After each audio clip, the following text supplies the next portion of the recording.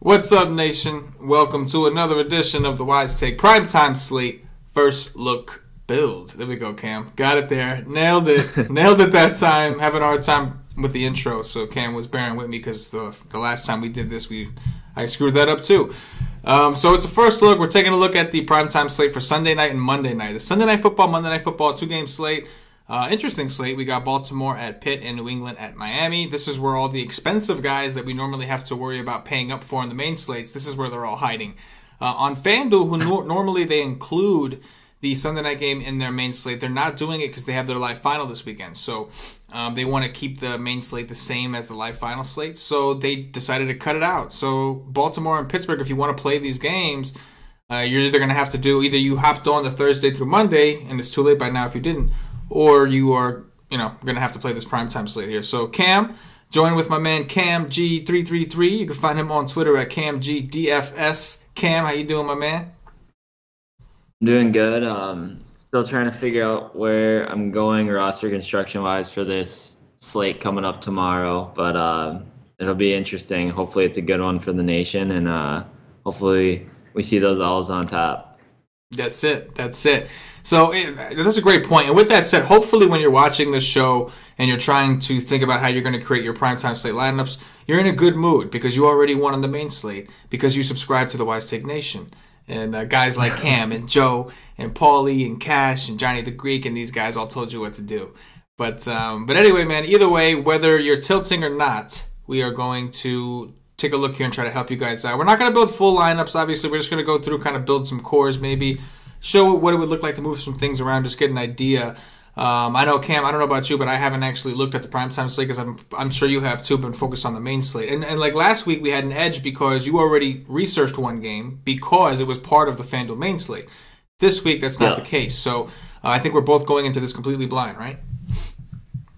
Yeah, pretty much for the most part. I've been focusing on the main slate just because that's what I'm playing this whole week. So, yeah, I've put a lot of time into that slate specifically and not too much on this one. So this is really just kind of, like we said, a first look. And then if we are going to play it, we'll obviously put more research into it. But right now, definitely just first look for us.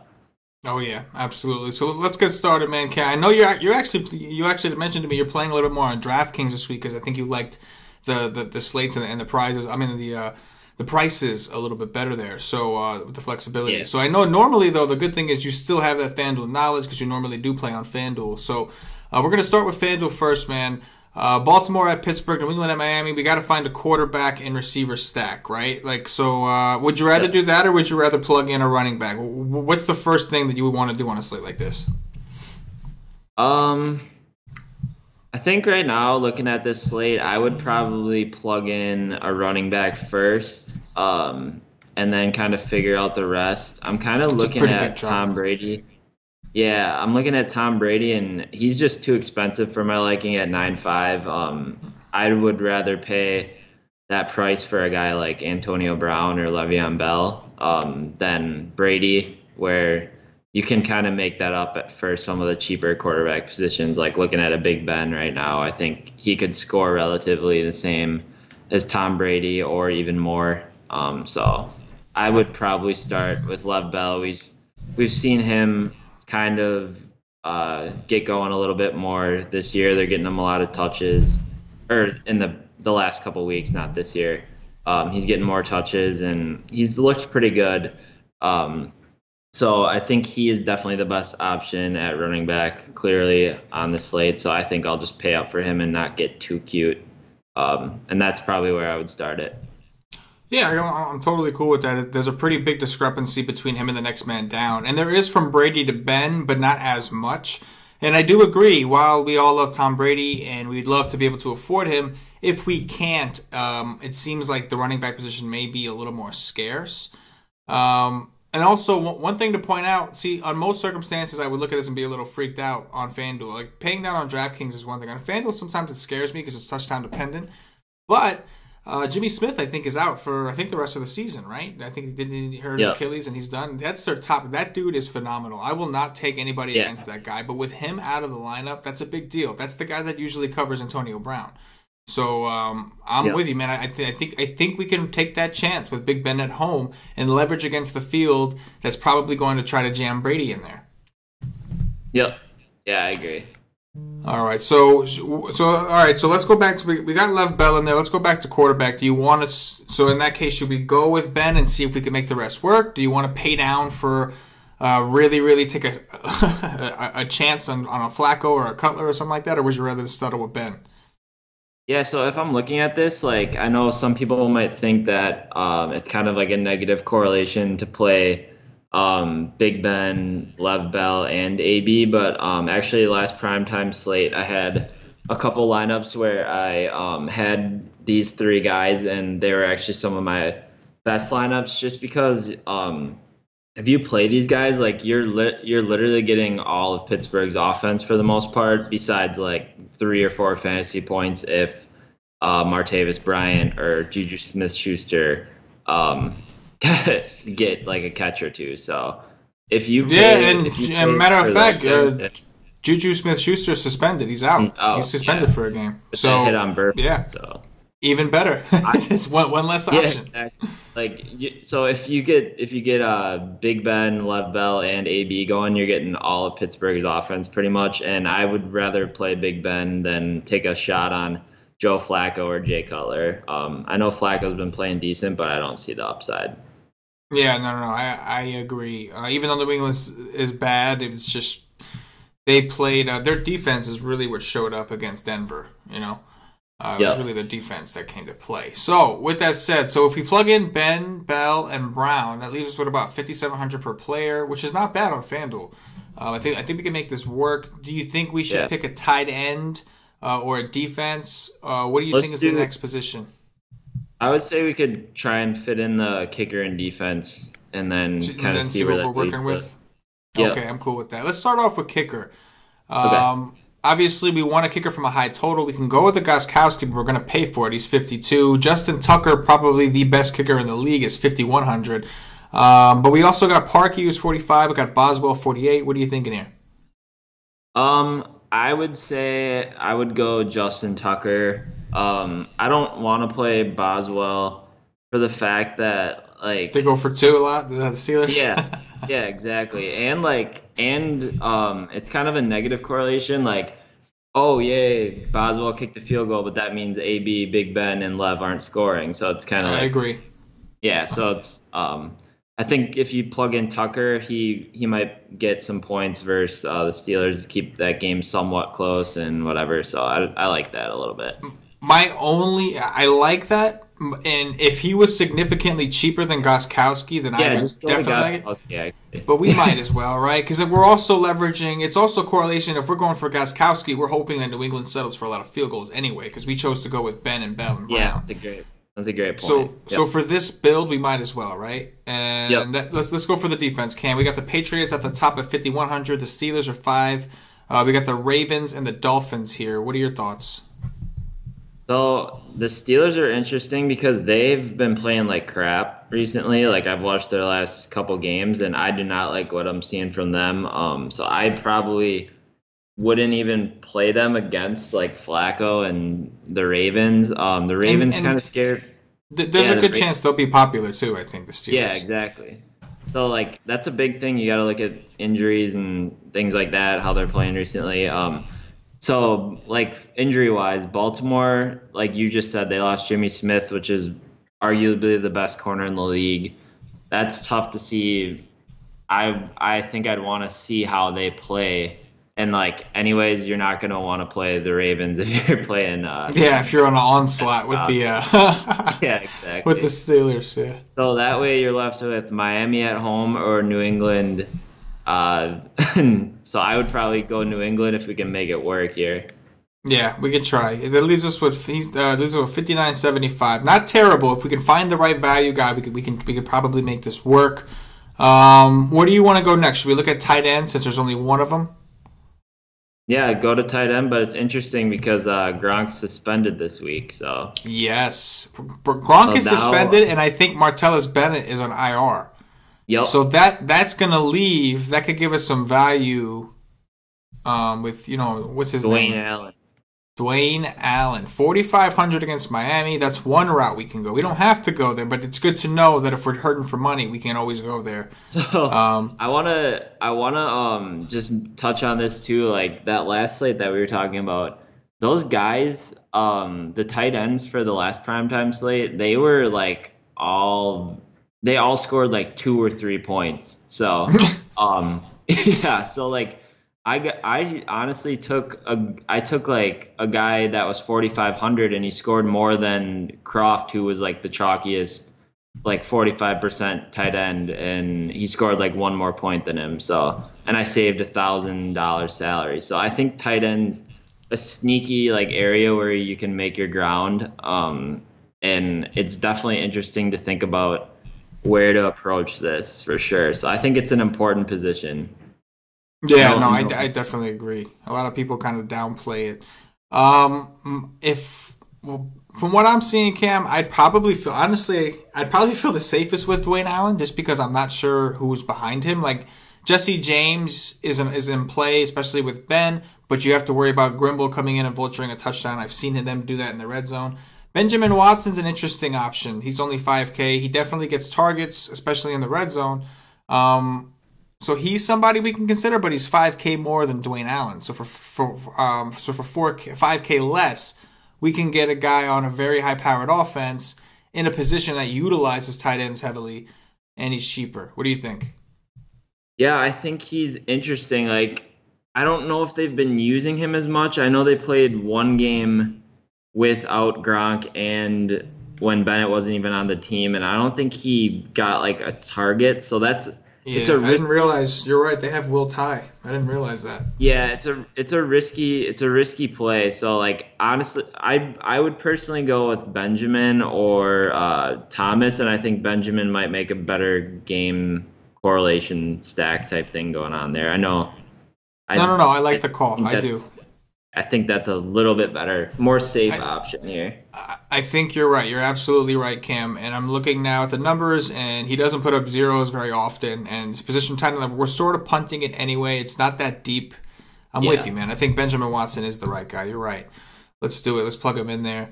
That gives us 6,300 per position. We got running back and two wide receiver positions to fill. So there's a couple ways, like we'll just play around with some options, and then we'll go over to DraftKings. So if you go with this core build, just to explain, so we have the whole Steelers offense here basically, with the exception of Martavis Bryant. I think on DraftKings, if you wanted to do the full onslaught on a 2 game slate, you could. On FanDuel, it's a little sketchy because there's almost not enough because it's very touchdown dependent, right, Cam? Like, Yeah. would you recommend? It's tougher to play three receiving options on a team, right? On Yeah. FanDuel. I wouldn't recommend that, especially on a 2 game slate, because you to win like a GPP, you pretty much have to get every single touchdown almost on every single team. Like last week, I got every single touchdown in the game besides the Sanu touchdown, and that killed me because I had Ginn instead of Sanu. So Mm-hmm. I was like 14 points away from the top, and Sanu had like 17 and Ginn had 1.5, which really sucked. So Yeah. I wouldn't recommend going with like a whole onslaught or whatever, because you're gonna have to get those touchdowns for sure. Yes. So let's go over to running back, and I think obviously there's a lot of ways you can go. You can go with Kenyon Drake, who is going to get a ton of opportunity with Damian Williams still out. Alex Collins has been emerging. He's only 6K. Of course, Rex Burkhead and Dion Lewis headlining at the top. Those are the guys. I think that New England Miami game is what interests me more so than the New England guys. Looks like Dion Lewis is questionable with an illness. He was limited to participate in Saturday's practice. So if he's going to be limited in any capacity, Rex Burkhead I think is an option. I think you're kind of leveraging, hoping that one of these running backs can take away touchdowns from Brady, since we're fading Yep. Tom Brady in this one. So I think, like in this scenario, I guess we could. Would you be cool with Burkhead, or would you rather just go with Kenyon Drink for the volume? What do you think? Or No, even Alex I would Collins? I'd prefer Burkhead, just because I think Drake had a little bit of like a ceiling game, and I think Burke's more consistent. So I would prefer Burke. Yeah, Collins, I would. Collins, I have interest in, but I wouldn't play him with Benjamin since, like you said, we're looking for those touchdowns. So I think they kind of might compete against each other for the touchdowns in the red zone or the 10-yard area. So I would say Burkhead here for this build. Perfect. All right. So we go with Burkhead. We get 6,250. So just to play around, if you wanted to play Kenny Stills, you can see you have options on FanDuel. There's still salary to do some stuff. You can play a Kenny Stills. That wouldn't leave you with too much. But for example, let's just plug someone in here who's maybe cheap. Say you wanted to play. You can go with a Mike Wallace and a Parker. I mean, I would probably want to try to get some kind of exposure to maybe New England's offense before you play too many. What's that? I said you can maybe try Amendola, but that's probably only if Chris Hogan isn't back. Yes, is he back? I actually wasn't sure if he was back. He's questionable with the shoulder, right? Playing. It says he's on track to play. So. Oh, okay. Yeah, he's on track to make his return. So, if that's the case, let's just try to plug him in. Even though I don't like playing guys back from injury, let's just plug it in, and then it would leave us with. Ironically, it would leave us with Danny Amendola. I probably wouldn't. I probably wouldn't want to play him in his first game back. I think Amendola could be sneaky. The opportunities may not be there, and he might compete with Burkhead a little bit. But I see you can do that, and then you're left with 7-1. You can even plug in Landry on the other side, and there you go. It's not a bad lineup just in general. But there's different ways. That's just one example. There's obviously, once you have that kind of core sit in, there's all kinds of ways you can go. If you wanted to downgrade from Burkhead and you wanted to try James White and take advantage of Deion Lewis's illness, or if Deion Lewis is going to play, you can try even playing Deion Lewis. He's been getting 15 touches a game. But that's just an example, just to kind of walk you through some of the different possibilities. Let's switch it on over to DraftKings, Cam. So obviously now the PPR is what we have to fear. I find that fading chalk on DraftKings is much scarier because of that PPR. Yeah. I remember a couple weeks ago when Travis Kelce, he had a monster game. It wasn't against the Jets. It was like a couple weeks ago. And on FanDuel, if you faded him, he was a bust. You paid like close to 8K for him, I think, and you got like 11 FanDuel points. But on DraftKings, if you faded him, it hurt because he got 20 because of the PPR. Yeah. He got a ton of receptions. He just didn't get in the end zone. So, now we have to start thinking that way. We want volume. It's all about the volume. FanDuel is all about touchdowns. DraftKings, of course, touchdowns are always king, but volume can get you there. So let's look at the quarterbacks here. Oh, actually, I think here, if we liked Bell on FanDuel, I think we like him even more on DraftKings, right? Yep, I agree. We get extra points for all the passes. So we'll stick with Bell here. I think the same thing could be said for Brown, because again, we know we're playing these guys because we said that they have all the targets. So we can go ahead and plug in Bell and Brown here. That gives us 45.57. Obviously, DraftKings pricing is way more strict for NFL than FanDuel is. So if we start with Bell and Brown, we only have 45.57 left for position. So we should probably get a defense in there and see what we're working with, right?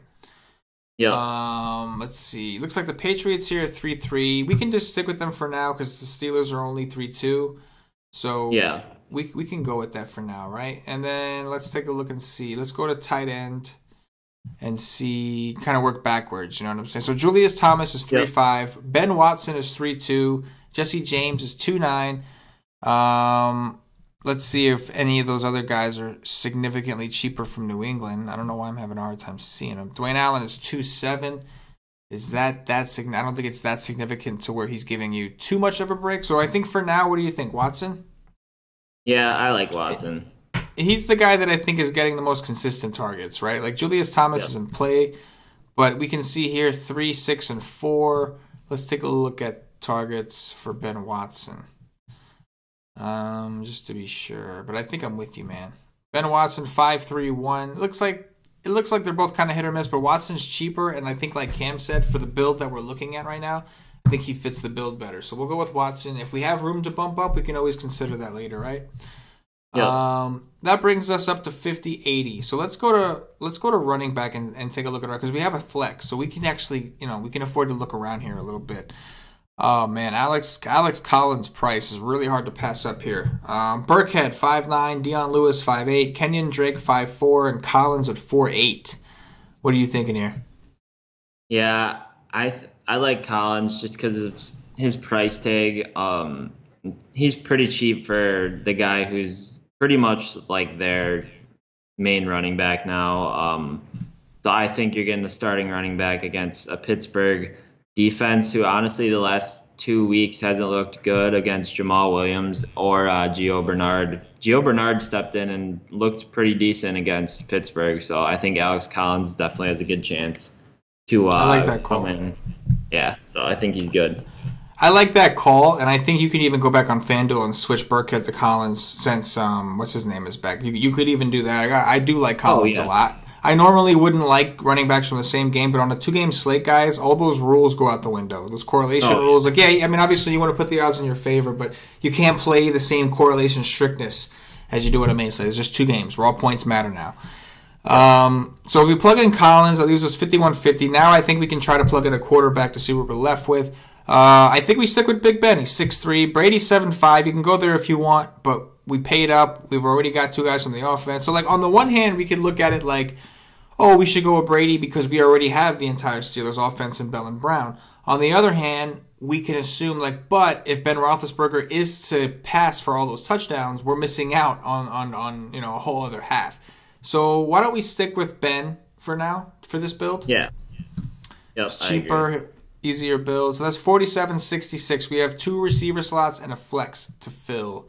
Let's take a look over at the receivers and see what we have. Man, I tell you what, man, I'd love to play Devontae Parker. He burned me last week, but he is cheap, man. 4.2, but he just wasn't getting the targets, man. He got 4 targets. I mean, he's got 4 targets, man. That might be worth a shot. I mean, 4.2. It's so cheap for a guy. We know his upside. Something's obviously wrong. But, like, I mean, Jay Cutler was throwing him the ball a lot. And then he just kind of stopped. Like when Matt Moore came in, Matt Moore doesn't like Parker. He throws to Stills. And then last week against Denver, with their corner, with Aqib Talib out, I assumed that they were going to go to Parker, and they didn't. They still went to Stills. But what do you think? 4.2. Should we take the shot? Yeah, he's super cheap, and he could be a guy who gets you 2 touchdowns. He's also shown Jay Cutler in garbage time. If we see that New England's up by a lot, Parker got like 80 yards and a touchdown in garbage time one of these games. So I like that play. We know he's got the upside at 4.2. We know he's got he could crush that salary. We'll do it. We'll plug him in there.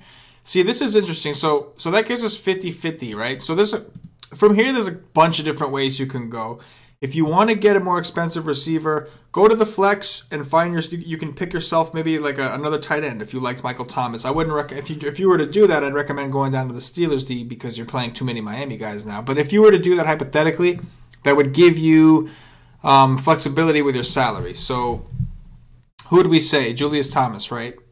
Yeah. If we were to plug him in, that would give you 6.6. You can afford to get Landry if you wanted to. Then in that case, I think you're playing too many Miami players. Let's say you wanted to get maybe here we want Hogan. He's only 5.5 here. We go with Hogan. Oop, plugged him into the wrong thing. Hogan's interesting because we could see him easily just come back after his long break and just get peppered with targets again through the middle of the field against this Miami secondary that's not very good. His price has dropped just because he's been out so long. So he could pop in and just not miss a beat. So at 5.5, I think he's definitely worth the chance. Yeah, I agree. I think he's worth a shot too. So if we were to plug him in and give us 4,600 at the utility, this is the thing. Like obviously there's a ton of ways you can go. You can play Mike Wallace, who's only 4.4, and get a little bit more exposure to Baltimore. One play that I think could be interesting. And Cam, we were just talking about how in FanDuel we can't do it. On DraftKings, you could potentially, on a 2-game slate where you're hurting for price, do a full onslaught and play Martavis Bryant, who's 4.5. We know Schuster's out. Last time Schuster was out, Bryant got a touchdown. So hypothetically, if Antonio Brown gets all the receptions, but he doesn't get a touchdown, he could still get you a nice score. He could still get you like over a 20. If Bell is getting his touches, doing his thing, and he gets a touchdown, he can get you over 20. Then Martavis Bryant at 4.5, say he gets 2 passes, but one of them is a touchdown. Then you're good. The full onslaught paid off. You got exposure to the whole offense. So on DraftKings, on a 2-game slate, I think you could do a full onslaught if you wanted to throw Bryant in there. I think you could. You just can't do it on FanDuel. There's not enough PPR. There's not enough upside. You need touchdowns. There's not enough touchdowns to go around. On DraftKings, remember, guys, you don't always need the touchdown. You need the volume. So I think that's an option. Hypothetically, I know we haven't mentioned it, Cam, but I do think this is a really good spot for Brandon Cooks, considering Gronk is out. So yeah, I think if you wanted to try to jam in Cooks, who is the guy you would try to downgrade then? So if we try and jam in Cooks from from Hogan. Okay, yeah.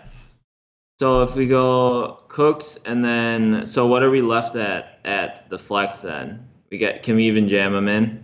No. We'd only have 2,300. We would need at least, even if we wanted to punt a second tight end, we need at least another 200. Yeah, so we would have to go down even from Parker. So I don't even know if this build would let us, but I don't think it would. Just to touch on Cooks, like he would with Hogan out, he was when Hogan was out, he was just taking up all the targets, and now if Gronk's out, like you'll see a huge shift in targets towards him again. Either way, so I think that he's definitely in play on this slate, just like the build that we're doing with Big Ben, and just trying to maximize all the points that we can get out of that Steelers offense is why we're going that way. But yeah, definitely don't forget about Cooks because Gronk's out, so he'll get a huge shift in market share for the targets. But I definitely agree.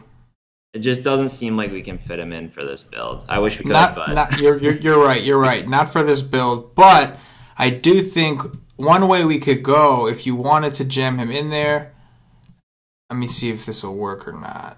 Not quite. You're not going to be able to play. It's going to be very, very hard for you to play Roethlisberger, Brady, Bell, Roethlisberger or Brady, Bell, and Antonio Brown on the same line. It's going to be really, really hard. That's what I'm seeing now. Like, one thing you could do is if you wanted to hop off of the Brown train and play Cooks instead, then you could potentially upgrade to a Tom Brady, and that would leave you 65 to throw in a Landry for some correlation. So, like, it seems like if you want to play Cooks, then it's going to be tough unless you're willing to pay down for like a Cutler or something like that. It's going to be very hard to jam Cooks and Brown in together.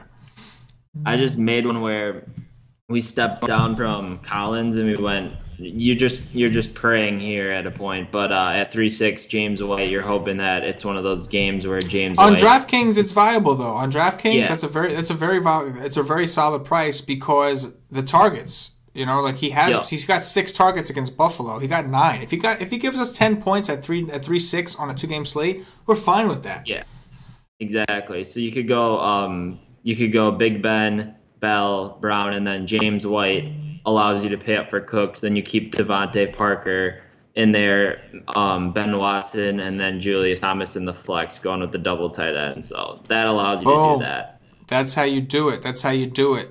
I usually, if I was going to play White, I would usually want Brady, but seeing as how, what's his name, is sick, I think that means that we could see more carries from James White, too, if he's out. This is obviously all hypothetical. This is a first look build, but either way, you can make it work, and there you go. You have Bell, you have some of the top performers, you have Cooks, Brown, Bell, like volume, you have everything you're looking for. Just one example of a way to go. Plug in Julius Thomas, double punt punt the flex with a double tight end.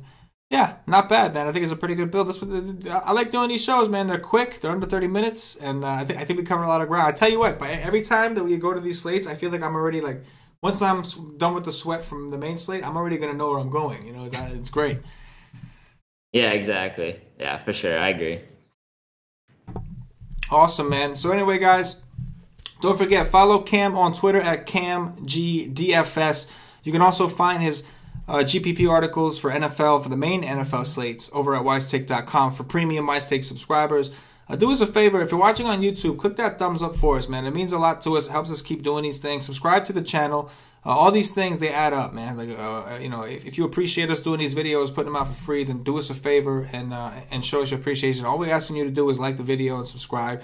And then if you want to go the extra mile, check us out at wisetake.com for more fire content. Fire is something we definitely bring. NBA is super hot right now. Our NFL stuff, we're really starting to get the NFL package together. It's starting to look really nice. And yeah, that's pretty much it. But Cam, man, thanks as always, man. Appreciate you joining me on these things, man. Yeah, appreciate you having me on, and good luck this weekend. I hope you make a lot of money. That's it. Yes, we do. So for KamG, for myself and the entire Wise Take Nation, as always, good luck. Yeah.